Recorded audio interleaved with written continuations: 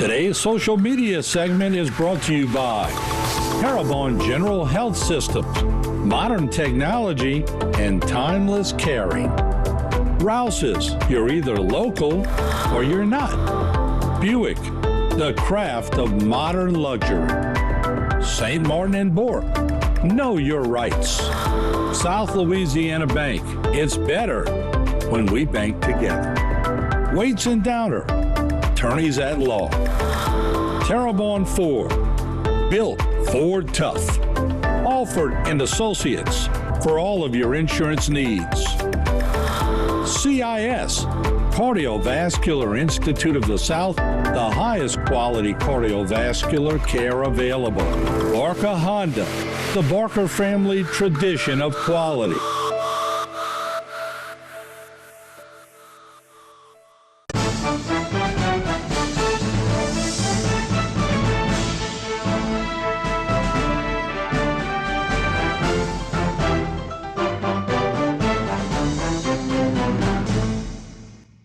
Good evening and welcome to our show, Going Public. I'm Renee Fonseca, and joining us tonight from Grand Caillou Middle School are Aaron Petrie and Holly Hebert.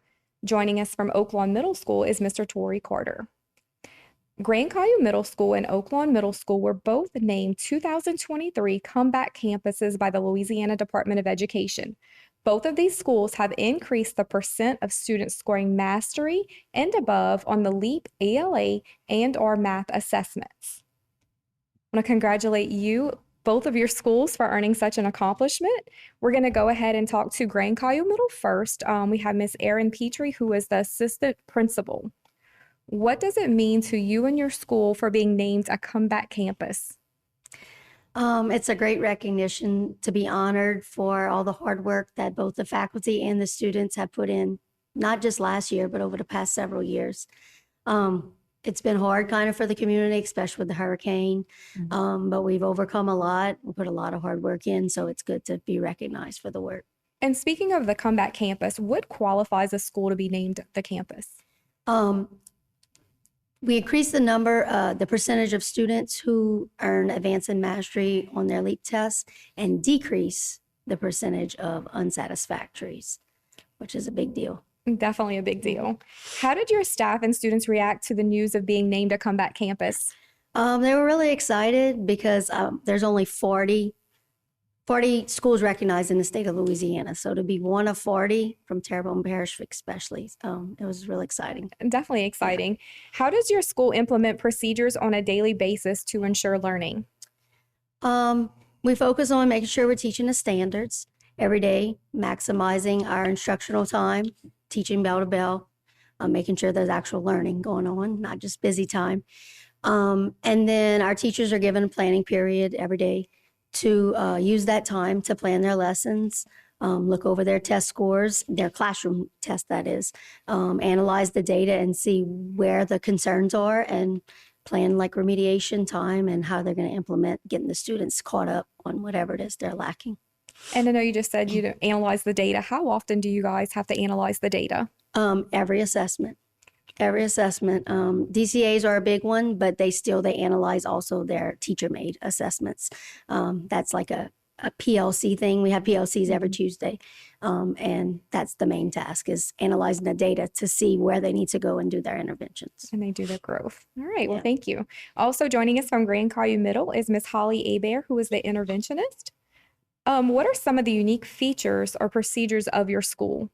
This year we were able to add time for ELA and math, so the teachers were able to focus on the students' needs, where they were, they needed extra help. And so the teachers were just able to focus on that.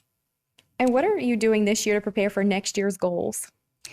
So next year we'll be able to actually add time to RTI, which is remediation. And the teachers are really going to just review all the data from previous years or from this year, look at everything, all their assessments, and then focus that through remediation time and even regular class time. We also, tutoring is a big deal at our school. So we have a lot of students who attend tutoring, and we have teachers that stay and they focus on those smaller groups instead of a large class setting. So, what are some of the other strategies that you guys work to increase those LEAP scores? Focused on writing because writing is a big one. When they successful in writing, it carries through science and social studies. So writing, they improved a lot. Well, good. That's some good news. Also joining us tonight, we have Mr. Torrey Carter, who is the principal at Oaklawn. Welcome back, Mr. Carter. I think you guys were previously on for being a comeback campus. What does it mean to you to be named a comeback campus? It's a sense of the hard work that's been put in place. It's affirmation that the work you're doing is paying off. Then you look at some of the teachers I heard say, proof is in the pudding. All the things we put in place is working. And that's a great feeling. Just because we deal with a lot of struggles. We went through COVID. We went through Hurricane Ida. The school is still being fixed right now. We're under construction. So with all that being said, the system we have in place, the system is working. So we're seeing success. So it's a sense of celebration. We could celebrate the things that we have in place. It's finally working. Through it all, it's working. Definitely some accomplishments for your school also. And I know Aaron kind of mentioned what qualified you guys to be a comeback campus. Would you like to elaborate a little more? Yes. In the beginning, we really didn't know what it meant by being a comeback campus. So we had a meeting, and from that meeting, we knew that the students were increasing the mastery level on the statewide assessment, meaning the LEAP test. And it was the decrease in unsatisfactory scores. So that's by itself saying that we're progressing. And then we learned that there are only 40 schools in the state of Louisiana that's identified as comeback campuses. And then there are only 20 public schools in that 40. So that was some excitement and means for more celebration. And how did your staff react to finding out the news and your students finding out the news that you guys were a comeback campus? And then they were shocked, feeling that we're a comeback campus. What is a comeback campus? So in that meeting, we discussed what the comeback campus is, the initial meeting, because when Mr. Orgeron called and said, you're a comeback campus, I had to go and research about the comeback campus.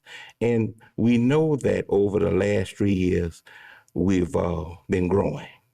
We continuously see growth. And some of the growth is slow growth, but we're progressing, and we are seeing that the students are doing better, and they're leaving us on grade level. And that's important, because if we're to prepare them for high school, we're going to have to keep them on grade level and just have our teachers come in, master the curriculum, and teach every day, bell to bell, without a shadow of a doubt, and just have high expectations for students every day. Every day. And how does your school implement the procedures on the daily basis? I know you kind of just went over some of those things, but what else do you guys do to maintain that? For one, we have pride expectations, appropriate behaviors. We have posters around the school, just identifying what it should look like. And just in writing, it'll say what is pride, how you should be walking around school, what you should be doing in school. We have PLCs every week, PD, common planning, just a lot of different things we have in place to strengthen our system, to ensure that the teachers are masters of the curriculum, the students hold to that high expectation. You come to school every day. You're here to learn. That's the focus. It's a learning institution. And we're here, the teachers are there to teach. Leadership team are monitoring progress on a daily basis. What are some of the unique features or procedures of your school? We have school-wide intervention time every day, protective time, sacred time. We're preparing them for LEAP. preparing them for the next level, preparing them to do their best. So we have that in place, and that's one of our unique situations with that moving to mastery. PLCs, that's in place. Now that with the changes coming, the teachers are stepping in. We've created some teacher leaders, and those leaders are taking over PLCs. So that's a shift for next year. So we're preparing them for the next year to take over as leaders, and they're doing it. They're holding those PLCs every week. They have those common planning time just so they can master the curriculum, so they can better serve the students. And looking at data, because one thing they have to look at the data so they'll know how to intervene. What's the next step? What are we planning for? How are we going to ensure that we are helping our students to the next level to be successful, be on grade level? And how often do you look at the data? Weekly. They look at it weekly. Also, if they have the DCAs, whenever they have the DCA, they analyze that data. And then they come up with their plan of action from there. And talking about next year, I know you kind of mentioned a little bit of what's going on. What are you doing to prepare for the upcoming school year? It's coming quick. This year's almost over. Correct. Looking at the data, see what worked, what didn't work. If it worked, we keep it in place. If it didn't work, we have to make some adjustments.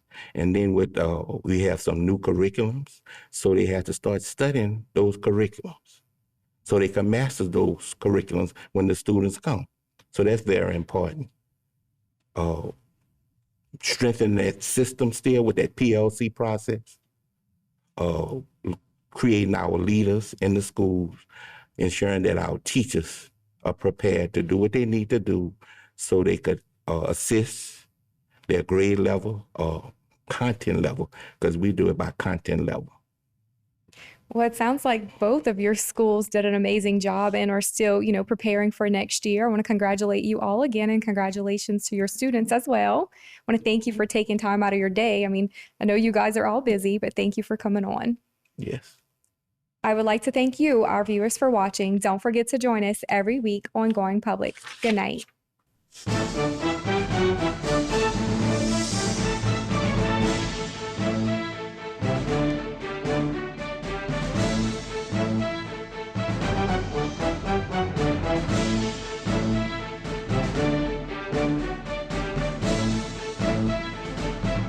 Today's social media segment is brought to you by Terrebonne General Health Systems, modern technology, and timeless caring. Rouse's, you're either local or you're not. Buick, the craft of modern luxury. St. Martin and Bourke, know your rights. South Louisiana Bank, it's better when we bank together. Waits and Downer, attorneys at law. Terrebonne Ford, built Ford tough. Alford and Associates, for all of your insurance needs. CIS, Cardiovascular Institute of the South, the highest quality cardiovascular care available. Barker Honda, the Barker family tradition of quality.